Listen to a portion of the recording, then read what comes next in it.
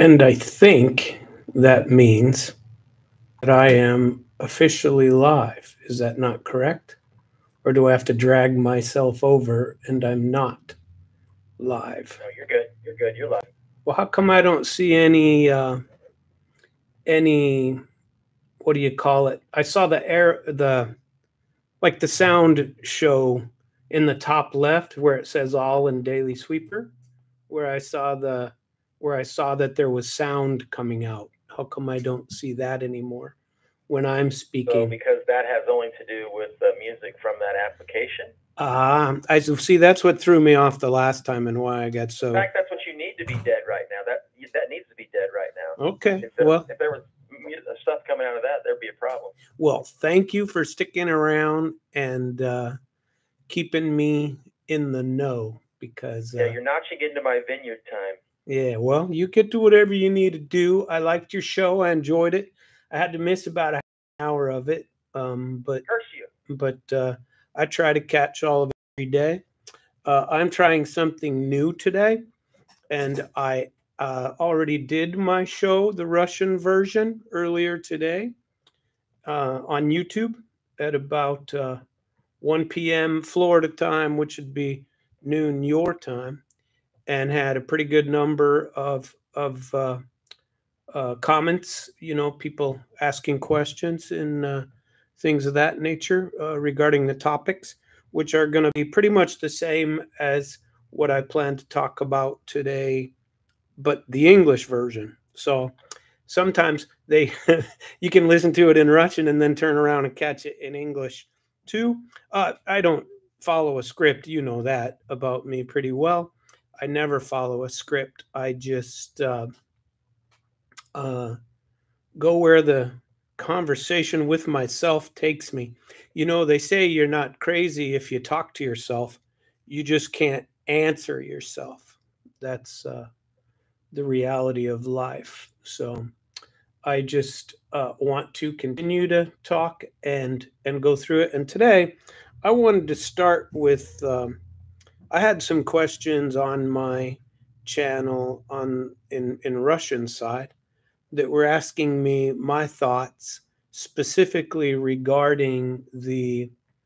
Uh, by the way, I'm simulcasting on YouTube even now, so you can follow on YouTube also and put your own commentary in the chat and things of that nature. I do try to follow the commentary if at all possible, and I do the same with JR's programming here and try to read commentary that comes up in the thought process. Haven't had a call in yet, but I'm not positive that it would pop up. So far, I haven't had one that popped up. If someone does call in and I haven't figured it out, well, that'll be another learning curve for us, and we will figure it out. But I am actually broadcasting live on YouTube also on the English version, and making sure that people have the opportunity to view me at the same time. Not that you'd really want to, you know, but it's still possible if you feel like it. So one of the, in fact, the largest question I got, uh, well, over the last week or two, has been, uh, what's the difference specifically related to Ukraine with between the Trump Vance ticket and the Harris Walz ticket? And I wanted to answer that because sometimes people don't know. And I think they have kind of ignored this aspect completely. There was very little about it in the debate that came up. They haven't said much about it in public anyway. I did download some, or I'm sorry, not download, but did bookmark a number of comments, which I want to read to you about the differences between the two tickets. But there's been some pretty I suppose the best word would be nasty commentary about J.D. Vance and his position on the uh, war in Ukraine or the special military operation, as our Vladimir Putin character calls it. And there's they speak pretty negatively about his proposed resolution for that. There's been some discussion about it after some of his answers. And now, truthfully, the person that drives foreign policy would be Trump, of course, but hopefully with big ticket support from J.D. Vance. And frankly, I like his point of view when it comes to this, and I think it's far more reasoned than the approach on the other side. So when you think about what the Harris Walz ticket would be doing in Ukraine, it's going to be exactly the same as it has been, in fact, with more money. The big discussion right now is, and they may have already made the decision that non-expert Blinken today and his counterpart from England were meeting and discussing. They're actually very, very close to allowing the Ukrainians to use our bombs to bomb deep inside of Russia. Now, that's what I went into last Thursday when Putin gave his. He was interviewed on the street while he was on his way somewhere, and they asked him about the likelihood of that and what he and you already, if you don't remember briefly, what he said was that we'll deal with that if it comes up, but we see it, Russian side sees it as a major escalation. Well, so does the Sam Trapp side. I see that as a huge escalation if they allow Ukraine to bomb Russian territory deep inside of Russia. War sucks all around, and I don't want people claiming that and people do this all the time because they don't have anything else to talk about or to say other than, like Hillary Clinton, you're a useful idiot for Putin and blah, blah, blah. And, well, she's a useful idiot for this side of the world when you don't want to come up with a real with a legitimate reason for wanting to keep Russia as your enemy, then you just claim that Putin's a dictator and everything's all right. And you just claim that he's forced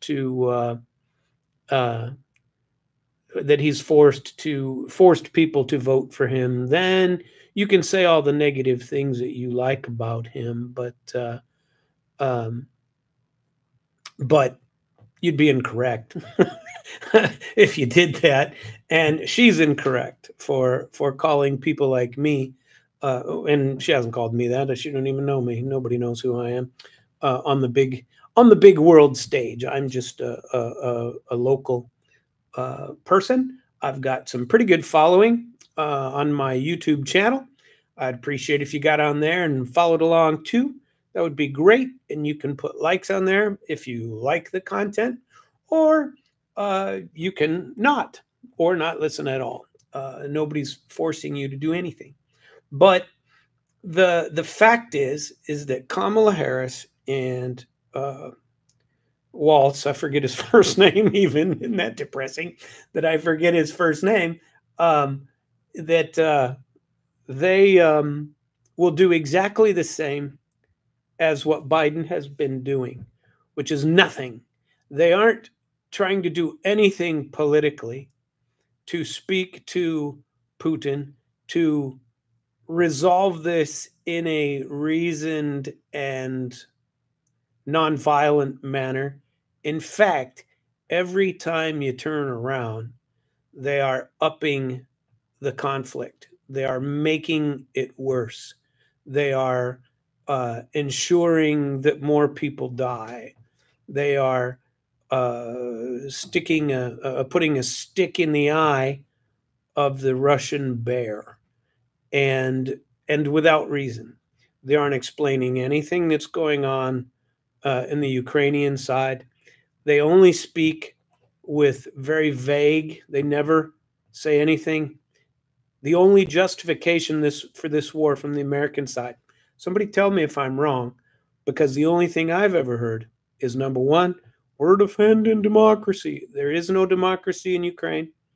That's been known for a long time. And number two, Putin's an evil dictator who wants to expand Russia all the way to Berlin. And, you know, you let him take Ukraine and he's going to take the rest of the planet. That there's no basis for, in fact, anywhere. And so those two lies are the only thing that the useful idiots like Hillary Clinton get to cling to, claiming to know something that we don't. There is nothing that they know that we do not. They may know something about troop movements. They may know something about satellite activity, but they don't know anything more than I know. And in fact, I frankly would believe that I happen to know more, because I listen to what they say in Russian and go from there. And by the way, there were some interesting developments specifically regarding, if you want to call it a threat from Putin, what he said, which I've already outlined. He did claim that they have the ability and we have the strongest weapons. And I do believe that is true. No, maybe there are things that I don't know about on the American side that would say that it's not true, that we actually do have more powerful nuclear weapons than they do. I'm not so certain of that. But he claimed that they have the ability, and this could be true. Now, I imagine we'd probably have the same ability. They have the ability to take out satellites. And there were some discussions about that he had threatened some taking out of, some downing of U.S. satellites. That's a possibility. And that's not what he said, but he did mention that type of weapon, just like he mentions nuclear weapons when he talks about it. But he doesn't get extremely specific. He's not. It's not a threat as you would perceive a threat. It's not like, you know, a bully walking up to you and going, "I'm going to punch you in the eye." He's basically saying, well, those are things that we would have to consider. We consider what the U.S. is doing in escalation of the war. We know that Ukraine doesn't have the ability to do these things on their own, which is absolutely true, and that the only way they are occurring is with U.S. aid, support, and in fact, programming potential. So what he's saying is the only way that Ukraine could ever hit deep inside Russian territory with U.S. weapons is to receive either, both intelligence from the United States and programming of whatever these rockets would be, these long-range weapons, in order for them to work. And from the Russian side, they would consider this a major escalation of the war. Now, it's definitely true that them considering this an escalation has caused a few things. Russia announced over the weekend that Putin signed a larger. He's increasing the number of standard military. He's increasing their military because he thinks that the U.S. is hell bent on a path to Third World War, and he doesn't want to be caught with his pants down. And so he is expanding for the third time since 2022, by the way. He's expanding the size of their military, another 180,000 soldiers. Now, that's just the military. That doesn't include things like the Ministry of Internal Affairs and the FSB and those type of things, like their FBI. Those will also grow under this new law that he signed. But that would put the total number of active duty military in Russia under the new law that he's expanding to over 2 million and make them in personnel size second only to China in size, jumping, leapfrogging from, I believe, fourth to second. So they will even surpass the United States in the number of active duty troops. And then, and the important question with all that was, will there then have to be a mobilization, a draft, in order to get those numbers? And the fact is, no, that they don't need one. They mobilized when the war. They mobilized some 300,000 when the war first started, but right now, the ranks are being filled with volunteers. Now, it's kind of interesting because they're all signing contracts to serve, and apparently fairly lucrative. I haven't looked at the exact numbers. I don't even know where I would find those exact numbers to get the true numbers of what they are. But allegedly, these are very lucrative contracts for the people that are signing them, and they very much take care of them. And so that fact is one fact. And they're actually making jokes about it on the Russian side. And I'm not, again, just at the risk of defending myself or saying something that might offend certain people, which is never my intent, but this is the reality. The Russians don't have to worry about DEI. And I believe that if the U.S.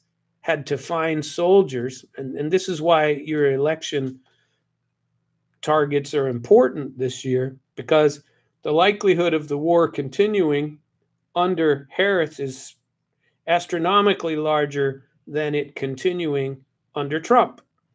And part of the reason, so if the war continues and they keep pushing and pushing, and suddenly it does go into the Third World War, the U.S. getting enough people to fight is going to have to be done as a draft, because we already can't make the numbers, and we're not even in wartime. And if it does get to wartime, people who are very much against DEI, I'd take myself as one of those people. Not that I could ever be mobilized or drafted anyway. I'm way too old for that, already served. And but people don't want to serve in a military full of gay people. My thought, and frankly, openly gay people, transgenders more than gay. Nobody cares about gay. I don't care about gay or transgender. To me, it doesn't matter. Just don't put it in my face all the time. And these people, if they wish to, be transgender, if they wish to do something like that, they should do that out of uniform, not in uniform. It defeats the purpose of having an army. One of the things that I recall from basic training, from serving in the military for the amount of time that I did, is that we're all the same. Okay, we're all supposed to be the same. We're interchangeable. Soldiers are all interchangeable. But what's happening now is that DEI soldiers are more valuable, let's call it, than soldiers who aren't. Those type of soldiers, are special. They are special. Well, nobody is supposed to be special in the military. We're all supposed to be treated equally, is the way I believe it. So part of the reason to talk about this specifically with Harris is that she's going to support these things and the war will continue. And I haven't even gotten to the money part of it yet. I've only talked about long-range weapons, which will happen, and that will escalate the war, and the escalation of the war and the attempt to get new people into the army on the U.S. side. It's going to be much more difficult for us to do something like that. Where on the Russian side, they're very patriotic right now, and they're wanting to do this. I'm telling you, the support for what's going on and the nationalist view is well over 70% of the people in Russia are for what's going on. They discuss what's happening and how and why, and nobody's for war, but they understand their duty in order to get it, to combat these types of things. And they believe it's a war with the West. They do not believe it's a war with Ukraine. They believe this is a proxy war for the U.S., just like we do. We all believe the same thing. Ukraine would have lost in April of 2022 if it hadn't have been for Boris Johnson and the continued stream of money to Ukraine, the corrupt hellhole that it is. And by the way, there was a report that came out. Zelensky has a report, and it's part of he calls it his victory plan. There's no peace plan. It's only a victory plan. And he expects the U.S. to support it. And basically, he blames the U.S. for everything that they haven't committed. The West hasn't given us enough weapons. The West hasn't given us enough money. Just the U.S. has passed out over $175 billion in the last 2 years. Tons of weapons, tons of everything. The guy's gotten everything he's asked for. We don't have enough planes. We give him planes. We don't have enough air defense. Give him air defense. We don't have enough rockets. We don't have enough ammunition. We don't have enough artillery. We don't have enough tanks. We don't have enough guns. We don't have enough this. And we give and give and give and give and give. And we keep on giving. Just recently, when they had their his own little peace summit that he invited himself and other people that he was trying to milk for money not too long ago in Sweden, or was it Switzerland? Don't remember. But he had Kamala Harris was over there ready to give him $2 billion more, or $200 million. Can't remember. It was a large amount of money. Throw out some more money. Everybody, last month they were reporting that there wasn't going to be enough money for Ukraine to pay their troops for the month of September. That only played for a couple of days. So somehow they got the money. I assume. Haven't seen a lot of things that say their troops aren't being paid. And so if you want more of the same, at least as far as the war, unjustified, undiscussed, non-justified war continuing between Russia and allegedly Ukraine, but it's not. If you want escalation, if you want the potential for the U.S., our money is already a mess, and our military is already a mess. And if you think about if they ever had to run a draft, and that could be closer than you think, and it's not good. There are reports right now. There's already pressure from other areas. There was a report over the weekend that from Finland, and it may be Ukrainians doing it from Finland, but this is dangerous, highly dangerous. The Russian Ministry of Internal Affairs has reported that 3 drones in the Murmansk area, northwest Russia, and from Finland, were fired from Finland into Russia. Now think about that.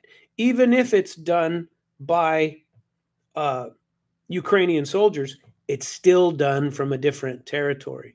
That would be like what we're doing, using all of our drones and spy planes to fly over the Black Sea and do intelligence gathering for Ukraine, and then just sharing it all with them. Is it authorized then for Russia to shoot down those intelligence gathering apparatus? How would the U.S. react if the opposite occurred? How would the U.S. react if, and obviously this, let's call on Cuba. If Cuba took Russian, intelligence gathering drones, large planes, and flew them in the area, near the borders of the U.S. to collect intelligence, how would the U.S. react to that? Well, we all know the answer to that. It would not react well.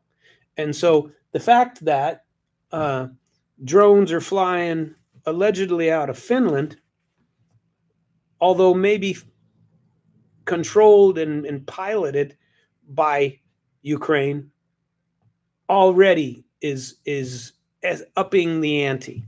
Escalation again. We are escalating, and it's important to note that. So when they said last month again that they could only pay, they said they were only going to be able to pay their soldiers 25%, and they were again begging for money. So right now, the Ukrainians don't have enough money to pay any of their pensions, any of their salaries, not their military, not new weapons. They can't pay for their debt. They can't pay for anything. Their entire country is run on debt. And the European Union, United States, people are starting, even Trump said about a month ago, he said that he thought that these people that we shouldn't be giving money to Ukraine, that if they're to get more money, it ought to be in the form of a loan. And they already can't pay their loans. They're already they were so close to default.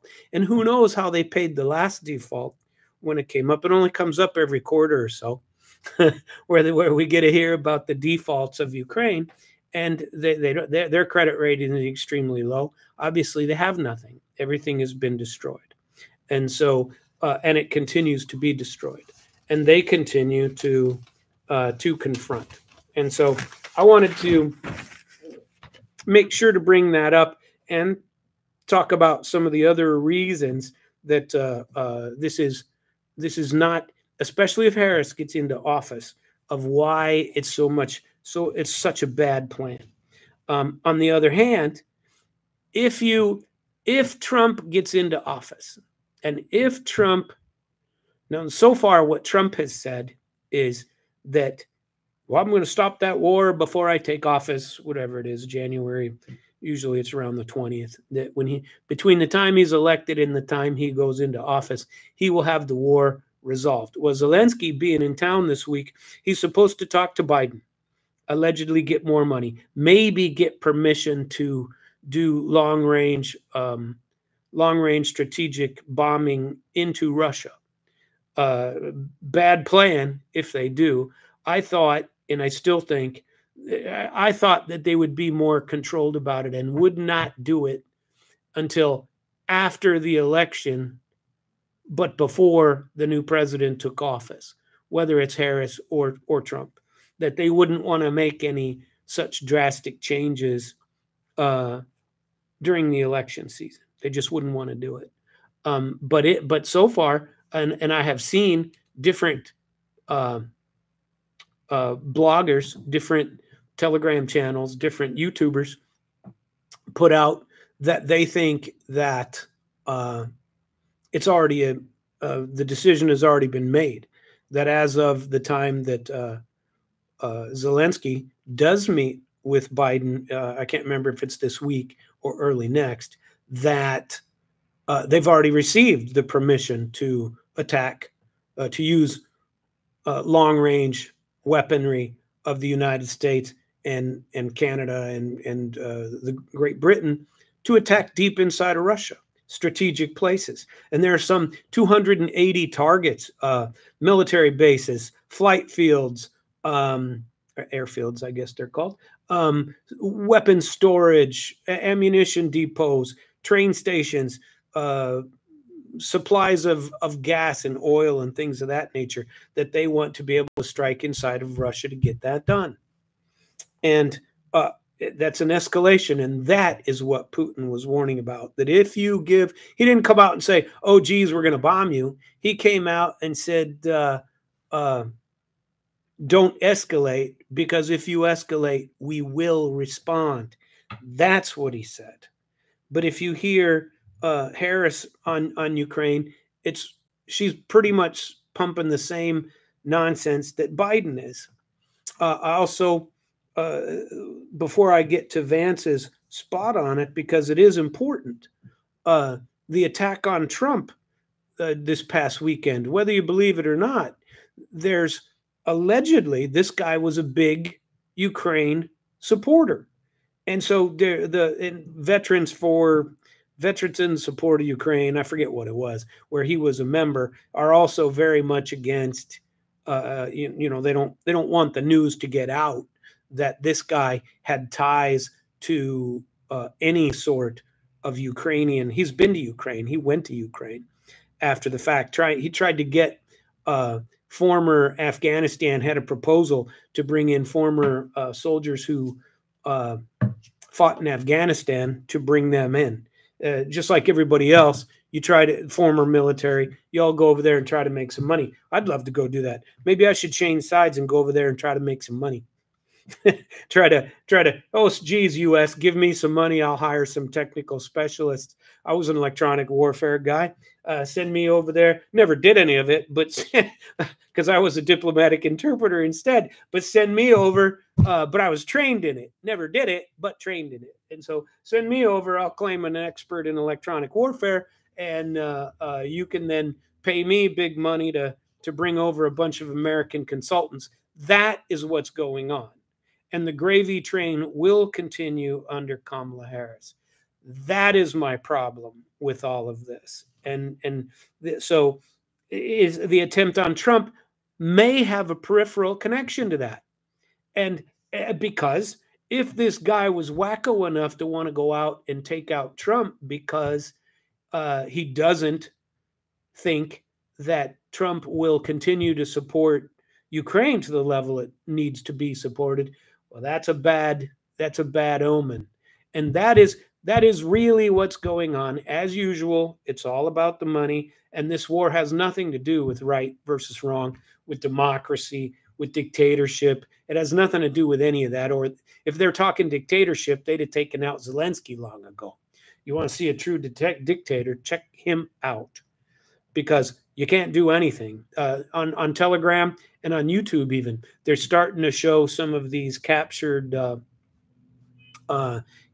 Ukrainian soldiers who are talking about their horrible training or lack thereof that they got before being taken off the street, and just taken off the street and thrown into battle. Literally very little training, no food, no logistics, no anything. There's plenty of them around there. And if you speak Russian, you can find plenty of them with what to speak about. I did want to make one more comment before I moved on to Vance. I had the deep strikes in Russia, but funny thing is yesterday I had to go to the VA hospital to get an unwelcome exam for an older gentleman.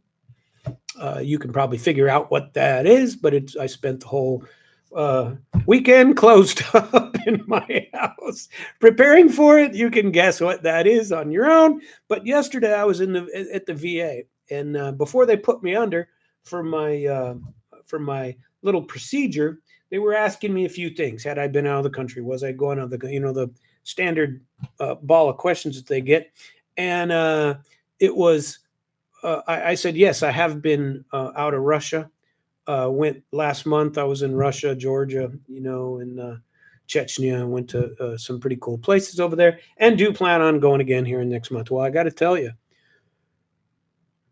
I felt like, in all seriousness, that was a very cold shoulder. And maybe And I didn't say anything else. That was it. But I'm telling you, there were a couple of people said, "What are you doing in Russia?" And it's maybe people immediately think poorly of it. I do not see it that way. Russia is not your enemy, regardless what people are trying to pump down your throat. And they shouldn't be your enemy if they think that you are. And so I did want to point, and maybe the same thing is going on with veterans who think that every time I endeavor to speak with someone personally on this issue, it sometimes gets into a bit of an uncomfortable sphere. On Saturday, I was doing some shopping in a place where there's a good number. Everybody there was a veteran, and somebody asked me about. I forget what was going on, but I said something. Somebody called me on the phone. That's what it was. Somebody called me on the phone, and I was speaking to him in Russian. And when I got off the phone, somebody said, "What language is that?" I said, "Russian." They said, "How'd you learn it?" I told them my background. You know, I was a diplomatic interpreter. I was in the military. Oh, yeah, I was in the military. And so, military, these guys were pretty interested. There were 5 or 6 of them, all former military. And they said, listen,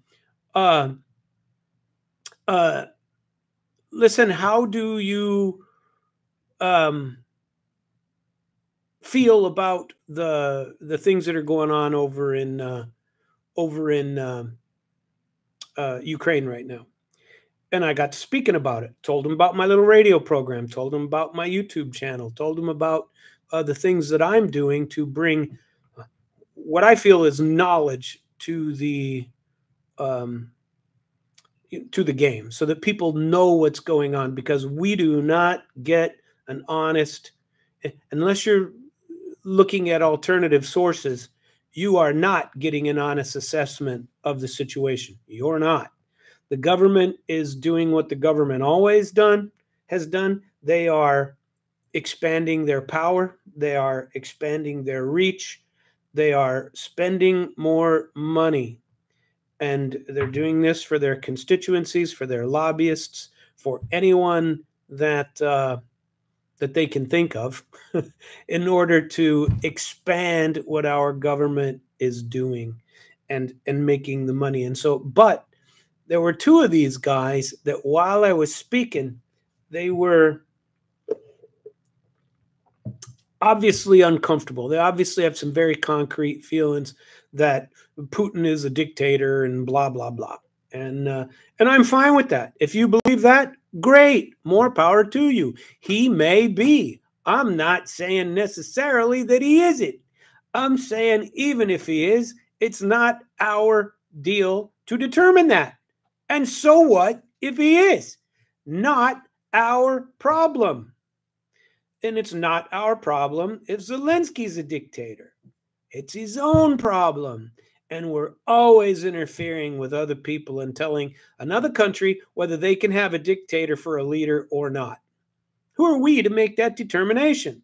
Let them make that determination. And what do? We come out and we say, oh, gee, there was a referendum, and these people want democracy. They want U.S. money. They want U.S. banking. They want the U.S. SWIFT system. This is what they want. And so, therefore, we pick our own dictator. As long as we pick the dictator and get to put that person into office and he has to do what we say he has to do, we're okay with it because we picked the dictator.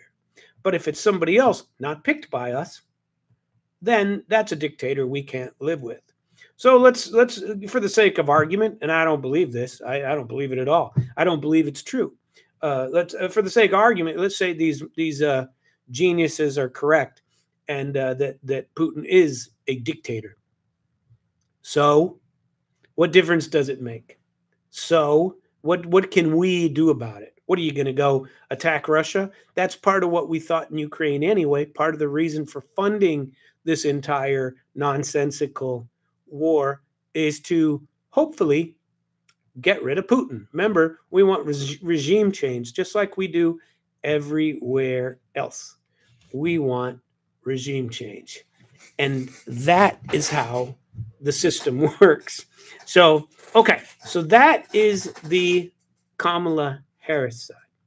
Now let's take a best case scenario and see what it would be like, hopefully much better, on the JD Vance / Donald Trump side. And I put JD Vance first because he's made some fairly concrete statements regarding his belief on what's going on. In fact, some of the news stories that have been going on have stated that you might as well take, they didn't call him a useful idiot. They said something worse. You might as well just take that Vance's plan sounds a hell of a lot like Vladimir Putin's plan. So why don't you just put in Vladimir Putin's plan? Because J.D. Vance not long ago said, in the last couple of weeks, he was getting an interview by someone, and he had to formulate his plan for, they asked him what he thought would happen with Trump. Now, he's not the guy that makes the decision, but, and Trump has said a few things too. Trump's easy, just says, I'll end the war within, however many days. And you know what? I really believe he could do that. But Vance has said, my plan would be the following, would be to, number one, territorial gains of Russia are the territorial gains of Russia. And they're fairly substantial. Almost, well, all of Lugansk, all of Kherson, all of Zaporizhia, most of Donetsk, and of course all of Crimea, is already taken.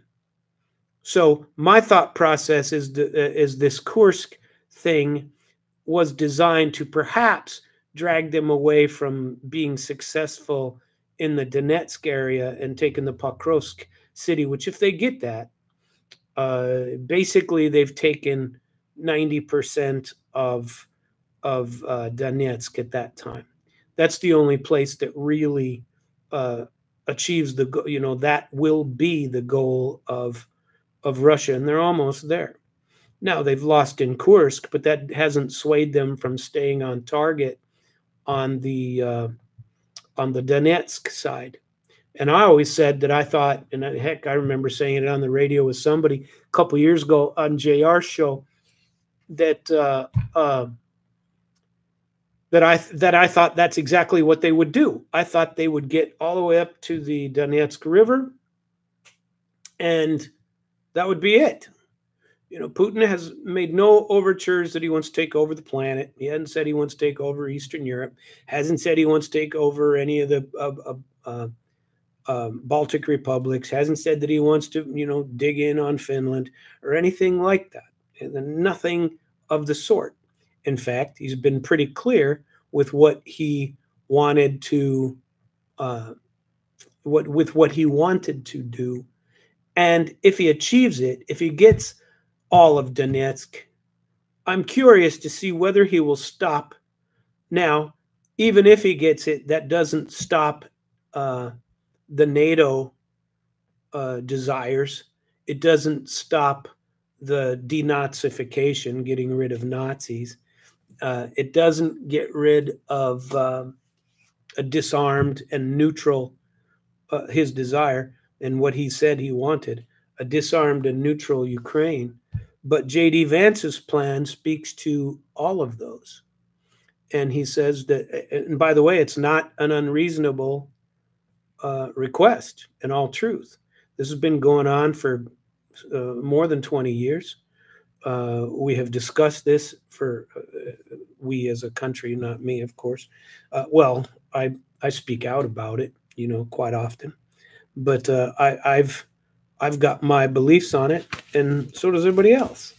And so I think that the J.D. Vance and Donald Trump method is far better. They've also both stated that money, that NATO can, they can pay for the rebuilding process, that there's no reason that the U.S. should be holding the tab for all of this. There's no reason.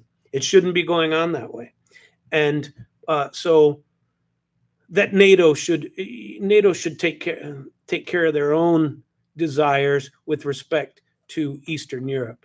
And, again, I would point out that Zelensky has some serious problems because he's no longer the president. And so anything they do decide, and the longer this goes, the worse he looks. You know, that you want to claim he's not a dictator and that Putin is, you better do something about the Zelensky monster and what he's doing, you know, about all these people and how it's working out for him. It's not good. And there are a lot of people who do not like him. And his popularity in Ukraine has plummeted.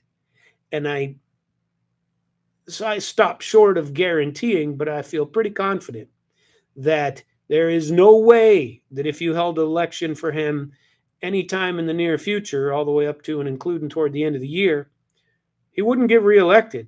It's not going to happen. And you'd have to have some serious review of voting procedures, or that's just as likely that there would be shenanigans regarding elections and who gets elected.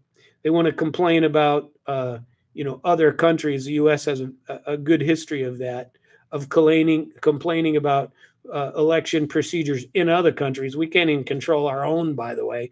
So it's very interesting that we always want to condemn other countries and their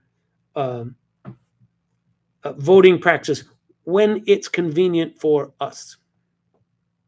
That sun is starting to get us, isn't it? I don't have any shades I can put down. I apologize for that, but I don't have any. Maybe if I twisted some, it might turn out better or change the angle of the camera. No idea. But for now, we're just going to go with it. It's only another half hour of the show, yes. And so at any rate, it will be very interesting. And I don't want you, when you're making your choice for president this year and what you need to consider, I don't want you to leave out the war or special military operation in Ukraine when you do, because I think it's an important, a very important consideration. If you, let's see here, I wanted to go back to the Kamala Harris side for just a minute, because I did copy some notes of things that she has said. And what she has said on her own since becoming a candidate is she says that the United States will back Ukraine's defensive efforts against Russia for as long as it takes, just like Biden says, to counter the threat that a Russian victory poses to the rest of Europe.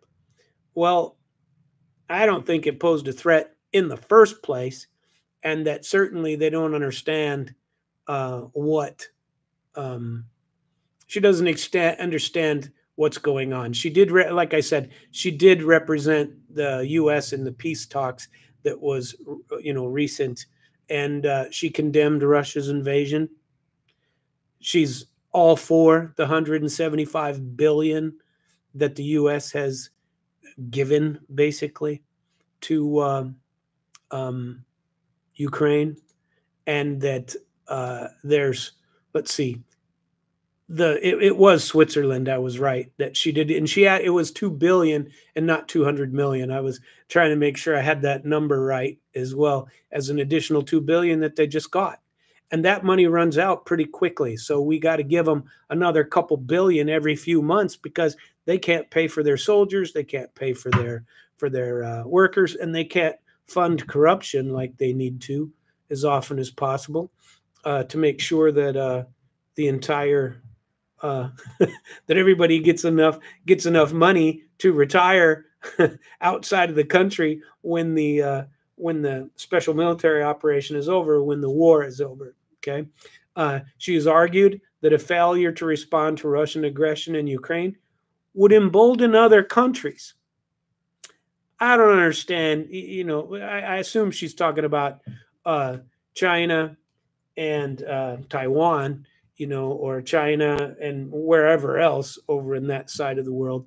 But, she's also a huge supporter of sanctions and export controls. And I'll get to that in the last half hour when we talk to them.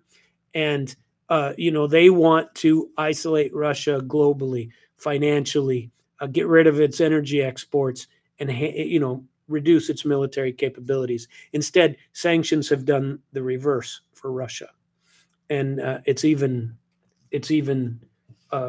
expanding, and they're growing. Their rate of growth is greater than ours. That's for sure. Putin said it was 5.5% in the second quarter, and so that's a heck of a growth percent, and they're doing pretty well.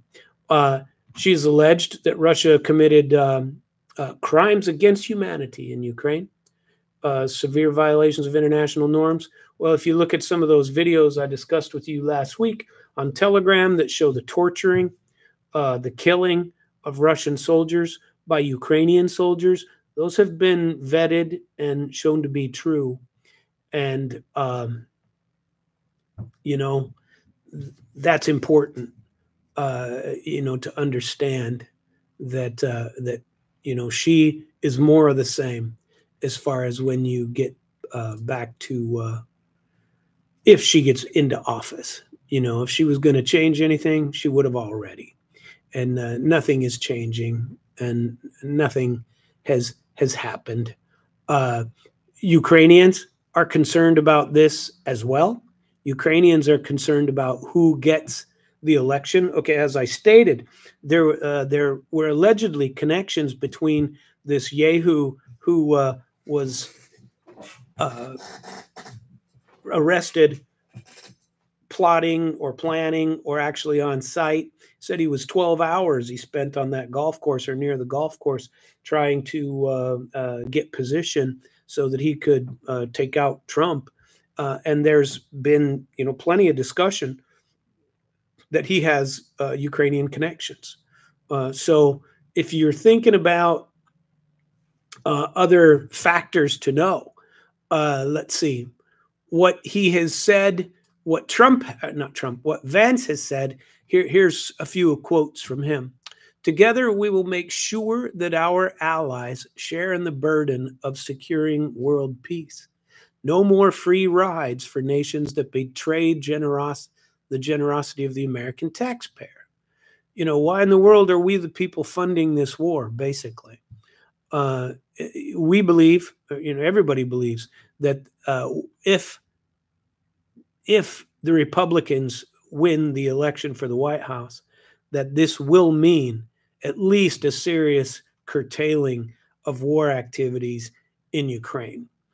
And so, but even when you read articles like this one's an NBC News brief on his interview that he had.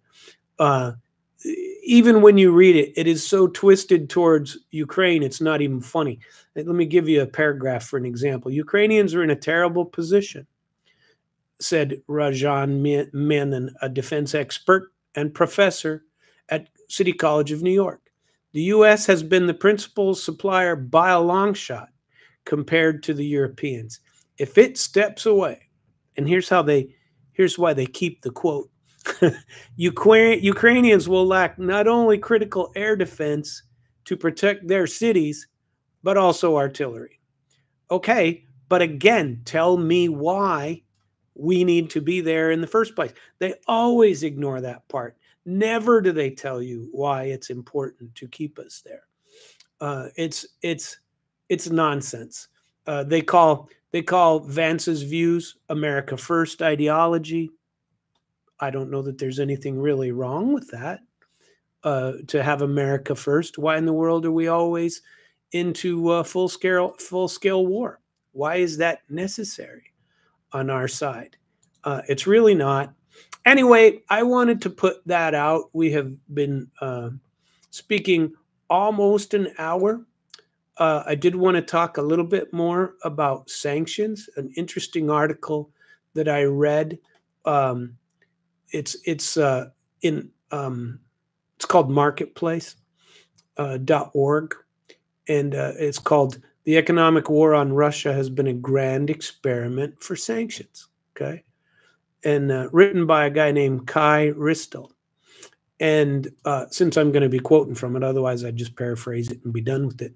But he talks about a book called Punishing Putin Inside the Global Economic War to Bring Down Russia by Stephanie Baker, another person who's speaking about this.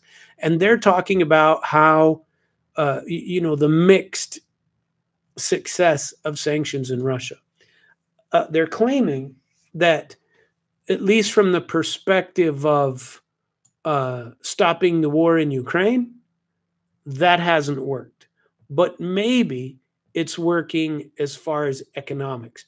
Now, I think they're wrong in that respect, too. They even point out that companies like McDonald's and Starbucks, lots of Western countries, have pulled out of Russia. Well, from a person who goes to Russia on a fairly regular basis, I can tell you that McDonald's and Starbucks still exist. They're just called something else. Star Coffee, just Star Coffee is out there. McDonald's is just Donald's, and those stores. So those places still exist, and the food is still fantastic. Reasonably good. It's actually always better in Russia because the ingredients are better. So if you do eat in places like that, I'm a Starbucks guy myself, and occasionally I'll do the McDonald's. But just saying that these places have pulled out isn't really true. They may have pulled out, but that left a vacuum, which means if Russia nationalizes and sells them to private people locally, the same restaurant, the same coffee shop, then basically they've boosted their own economy and taken over a huge Western group. Many of the Western groups have gone back. Many of those, they've gone back in secretly. You don't hear about it as much. Some of them never left. I don't want to be quoted on this because I don't want to have been wrong, but I'm 90% positive that it was Burger King who never left. And Burger King's pretty good over there. In fact, I have eaten there on a reasonable amount of time. Their food's fresh, tastes good, and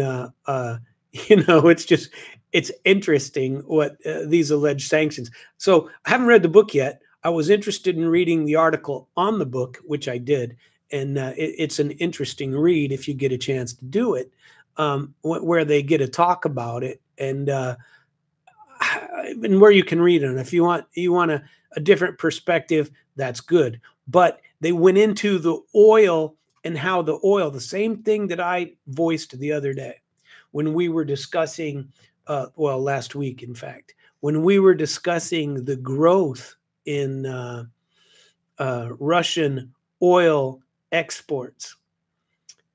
Huge refocus and huge increased money.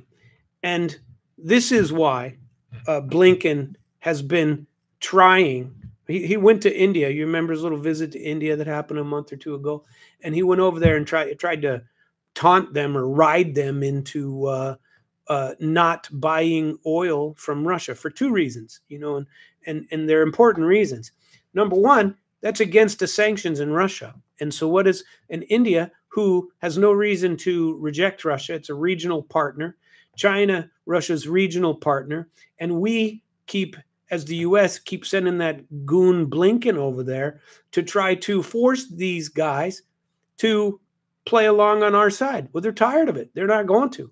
They're already both in BRICS, and now he wants to go over and say, but you can't buy oil from Russia.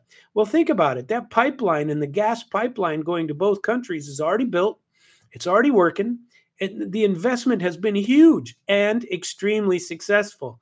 Those countries are all connected. They're all right next to each other. And so the Indians said it best.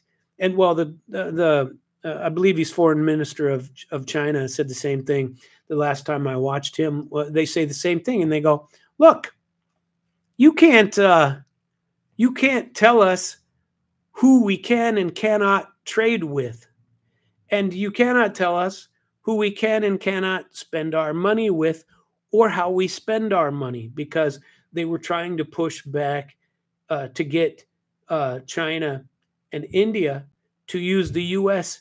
payment system, the oil dollar, which is shaking, and the SWIFT payment system, which will be shaking.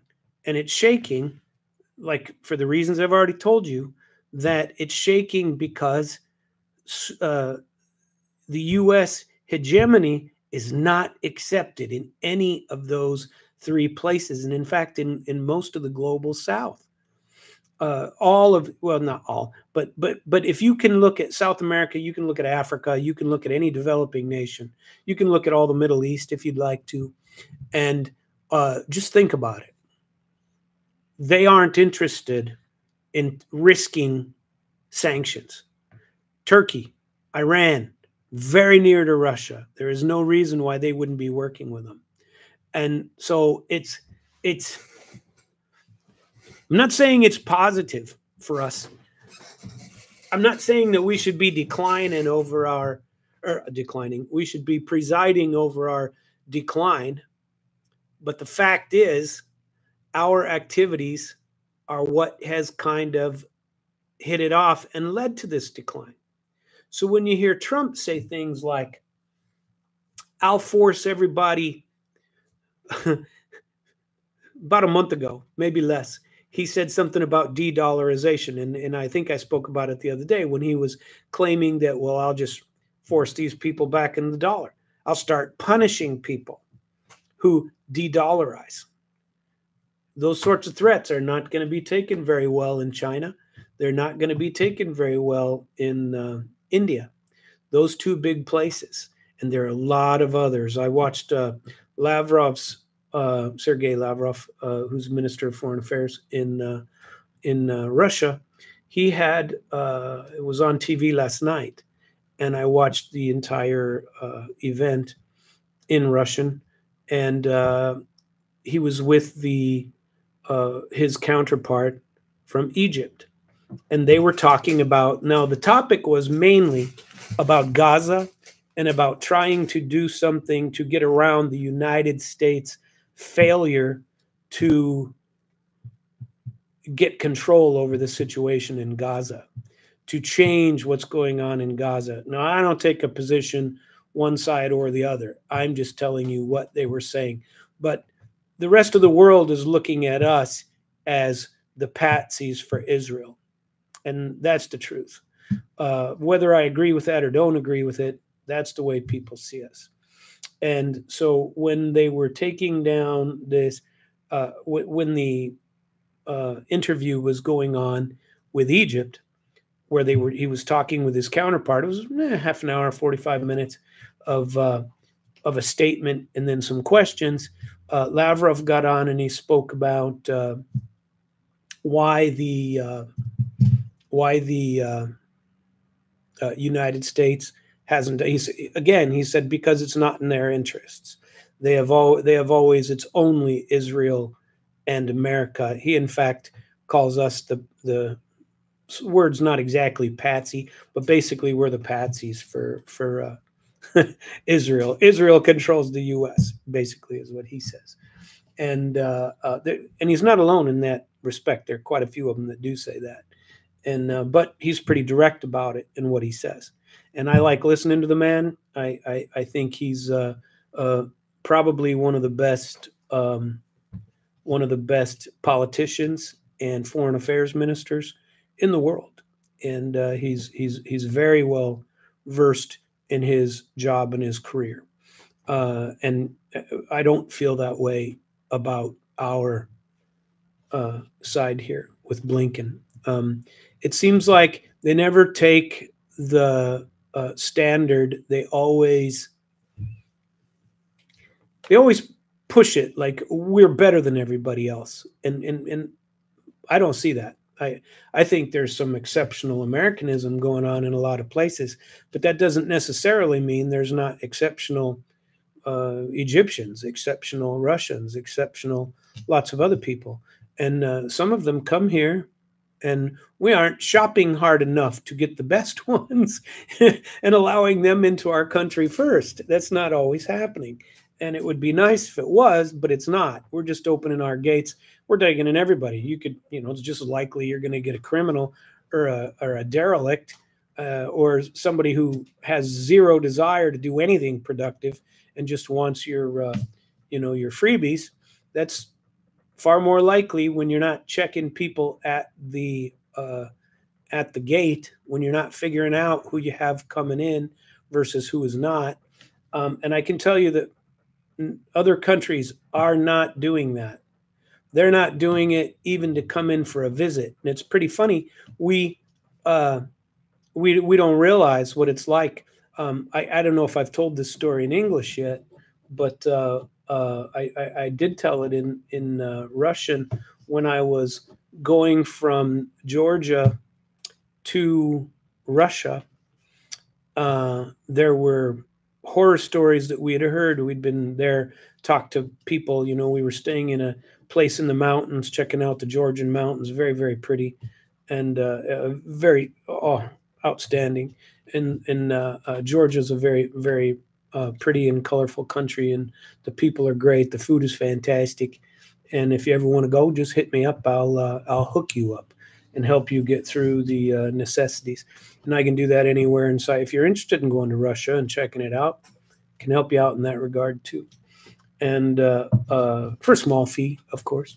But I'd be absolutely happy to do that. But the story of when I was crossing Russia, and this is important because we don't do this. We may if we're trying to keep people out, but geez, we're not really trying to keep people out anymore. We're letting everybody come in now. And so we heard these stories. We were going by car, and so you have to come over.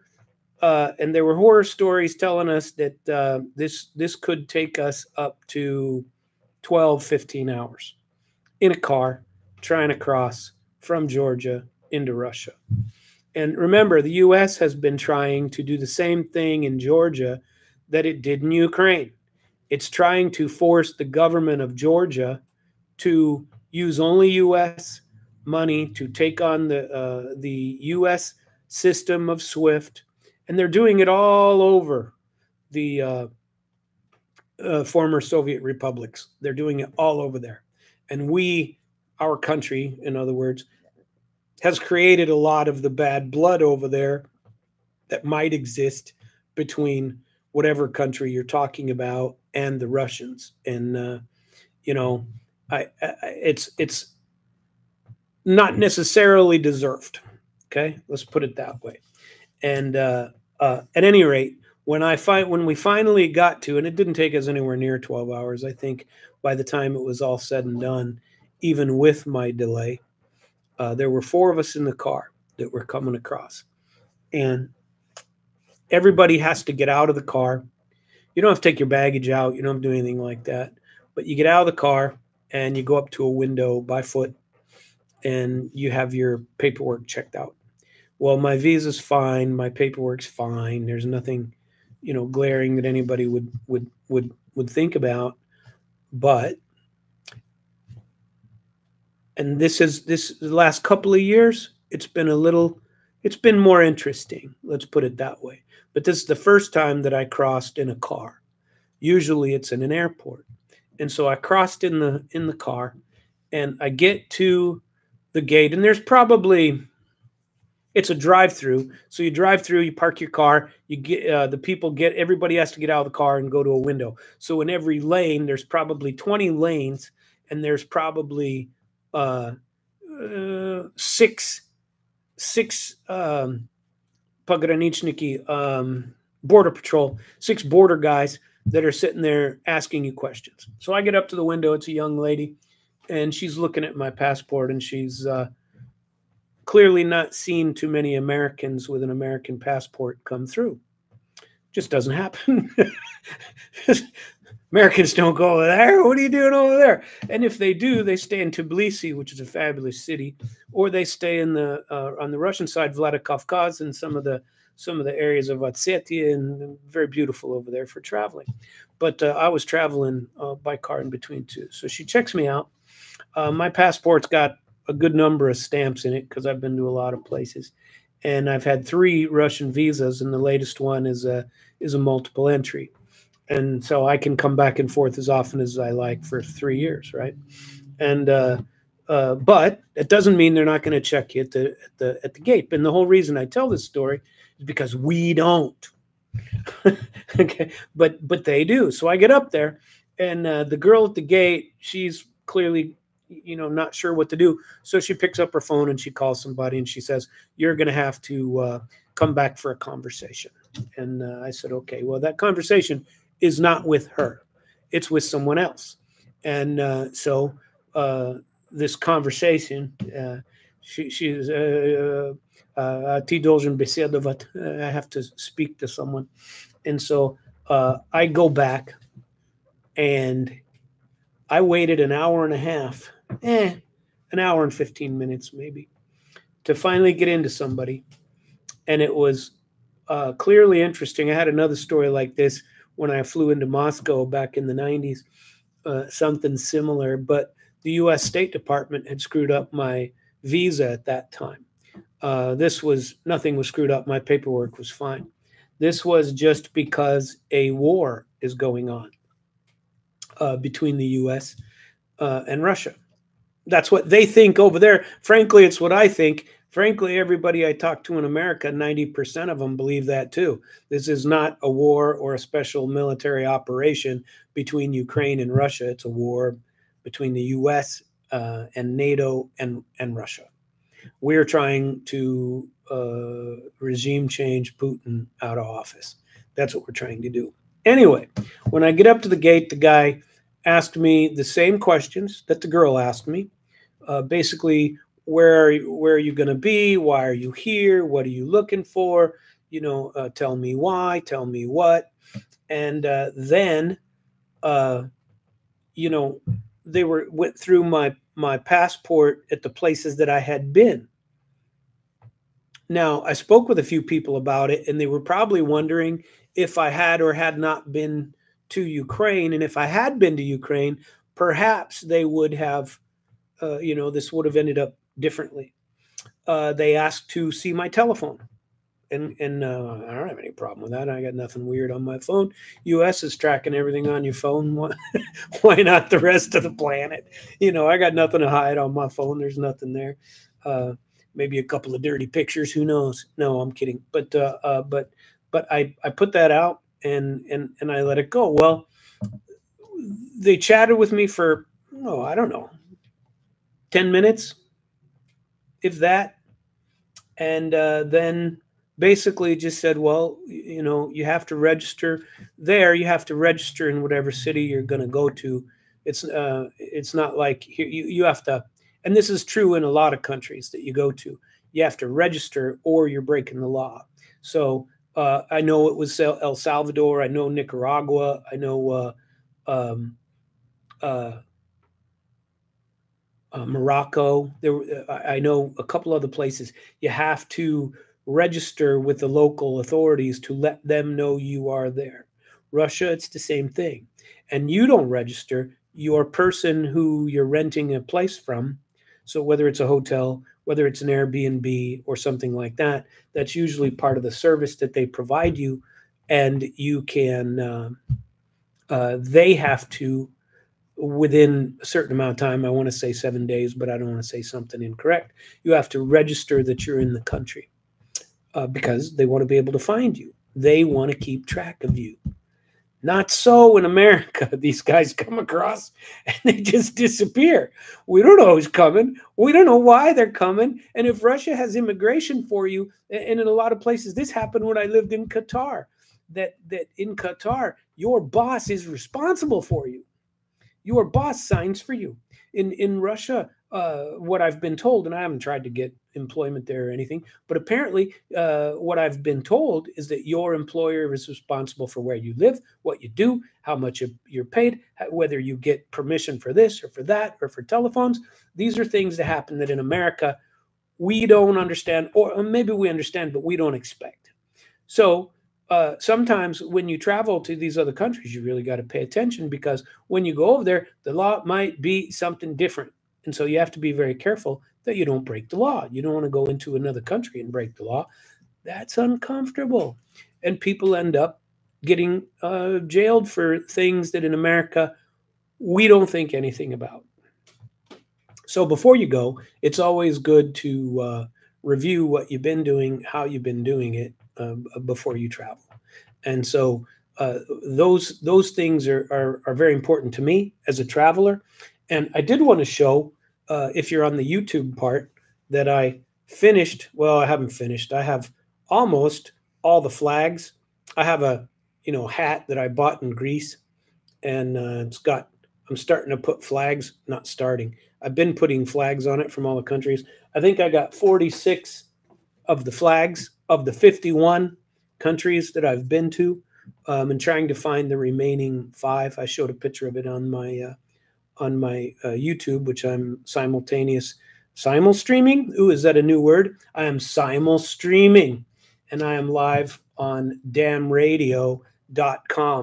And the people who are listening to me should also, that are only on my YouTube channel, should also log into damradio.com. If they're fixed yet, JR was working on it. I know that recordings of the shows were going to be out there at some point. They may already be there. I did want to read you a few of the comments that we've had. I'm trying to turn on, since this is the English version, for my next one, I will do, because usually YouTube does a pretty good job of putting a translation down below, either in English or in Russian. If you're listening in Russian, you can have it translated simultaneously into English. If you want to get on my channel as an English speaker and listen to my rants and discussions in Russian, that's very possible, because they will translate them into English for you, or very closely. And then but that's always fun to do, and you can do it in reverse. But the next time, I plan to turn on synchronizing interpretation to translate it from English into Russian, so that if you do happen to be only a Russian speaker, that you can listen to my English version as well. I am still quite pleased by the success of my channel and the number of followers that I'm getting, which is at Samuel Trapp at YouTube. And so if you get a chance to check that out, you might enjoy it. And if you don't, well, don't listen. And so, but I have comments coming up on my American channel right now, coming up in Russian. Somebody asked if I visited Russia. I think I just explained some of that. Somebody wanted to know about the automatic interpretation. And a couple of people were saying that it's unfortunate that Americans don't know enough about this topic, because people just don't understand it. Well, that is why I am here, and I plan to expand this channel and this knowledge. I don't have much time for it, but before JR automatically cuts me off, because it'll cut me off at the hour and a half, which is just fantastic for me, I did want to say that my BRICS research is full speed ahead. I had an interesting conversation with a young man over the weekend who I happened to run into, and we chatted for 45 minutes, an hour. He's a gold trader. How do you like that?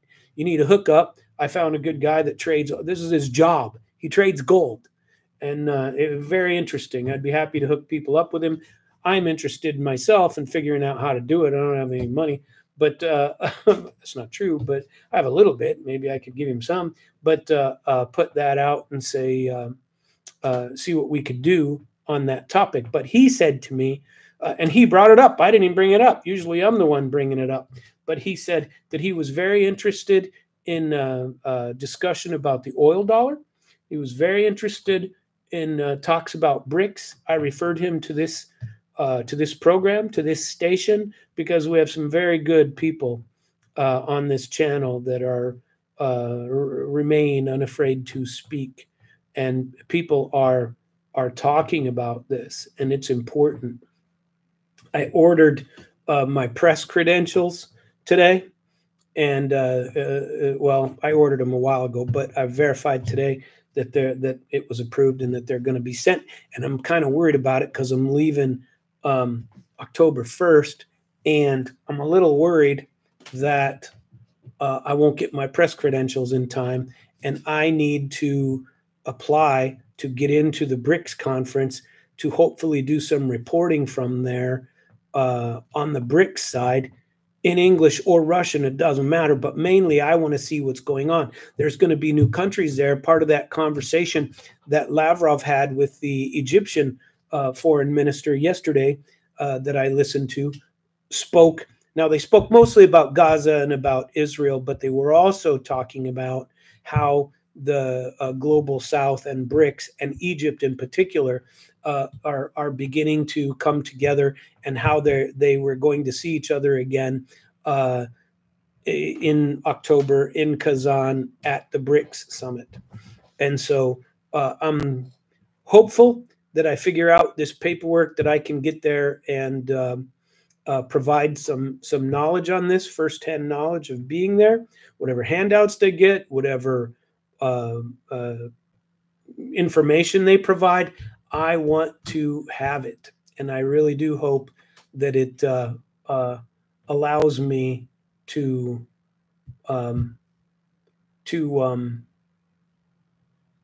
broadcast information from there, that I can. I'm sure I'll be able to do my YouTube from there. I've done it before. I'm 90% certain I can still do my my radio program and perhaps the simultaneous channel that I'm doing at damradio.com and YouTube at the same time. I'm 90% certain that I can continue to do that while I'm in Kazan, and hopefully the hours will be way off. I mean, they're 9 hours. I think Kazan is 9 hours. I'm not positive. Might only be 8 hours ahead.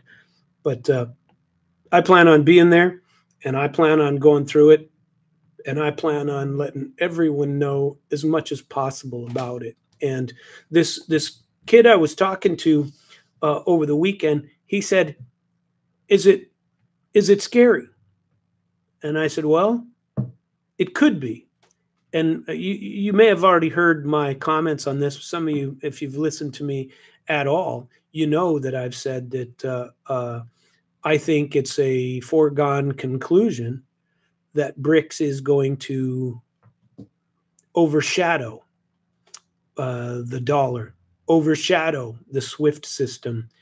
I don't know that it'll take out, but it'll be a great alternative to the World Bank and the International Monetary Fund. I'm very interested in learning more about that. And I don't think it's the end of the, when you say, oh, gee, the dollar's going to tank. Well, the dollar might tank, especially if we don't take steps. But when you listen to Trump say he's going to threaten people for de-dollarizing and he's going to force them to get back on the dollar, I'm not sure he's going to be able to do that.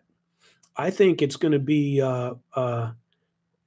6 1 half dozen the other. He's not necessarily going to be able to do that. Well, I think our next show is coming up pretty soon. I think I thought they were at 6:30, and so I'm going to prepare to sign off by telling you that my name is Samuel Trapp. I am your Russian-speaking American. Меня зовут Samuel Trapp. Я ваш русскоговорящий американец. And I would like you to continue to listen to my programming in English and in Russian, and put some likes out there for me. It helps. Join my channel. That also helps. And spread my words to whoever might be interested in it. I know there's still a few minutes left, and I was going to put a Loverboy tune, it looks like, on in honor of JR and his help in getting those people into the that group into the amphitheater. I love seeing things there. JR has treated me a few times out there, and I'm very much interested. So I hope that it continues to work. I hope they don't play my file. Thank you very much, and you all have a good day.